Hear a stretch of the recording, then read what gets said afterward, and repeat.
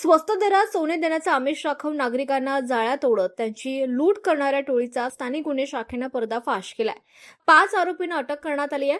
आरोपींकडून रोख रक्कम, सोन्याचे दागिने, कार आणि बनावट सोन्याची नाणी आणि शस्त्रांसह एकूण 26,52,000 रुपयांचा मुद्देमाल जप्त करण्यात आलाय।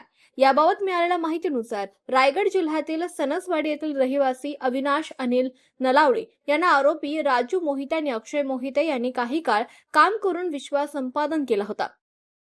त्यानंतर स्वस्तात सोनं देण्याचा आमिष दाखवत त्यांना आणि त्यांच्या सहकाऱ्यांना 4 जून रोजी सायंकाळी बुरुगाव शिवारातील रेल्वे उड्डाण पुलाजवळ बोलवण्यात आलं।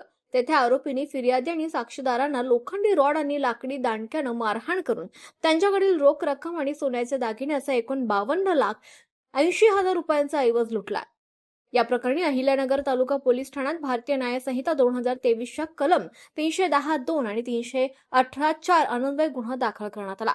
घटनेचे गांभीर्य लक्षात घेऊन पोलीस अधीक्षक मुमक्का सुदर्शन यांनी आरोपींना तात्काळ अटक करण्याच्या सूचना स्थानिक गुन्हे शाखेला दिल्या। त्यानुसार पोलीस निरीक्षक किरण कुमार कबाडी यांच्या मार्गदर्शनाखाली विशेष पथक तयार करण्यात आलं। तपासादरम्यान गुप्त माहितीच्या आधारे आरोपी नांदेड जिल्ह्यातील किनवट तालुक्यातील झेंडीगुळा लोणी येथे असल्याचं निष्पन्न झालं।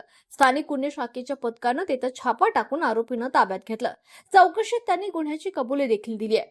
अटक करण्यात आलेल्या आरोपींमध्ये शिवाजी उर्फ शिवा विठ्ठल मोहिते वय वर्ष 52, राजू उर्फ चंदू रामदास मोहिते वय वर्ष 36, अक्षय उर्फ आकाश रामदास मोहिते वय वर्ष 27, छगन दशरथ मोहिते वय वर्ष 36 आणि दिनेश सुदाम जाधव वय वर्ष 24 यांचा समावेश आहे।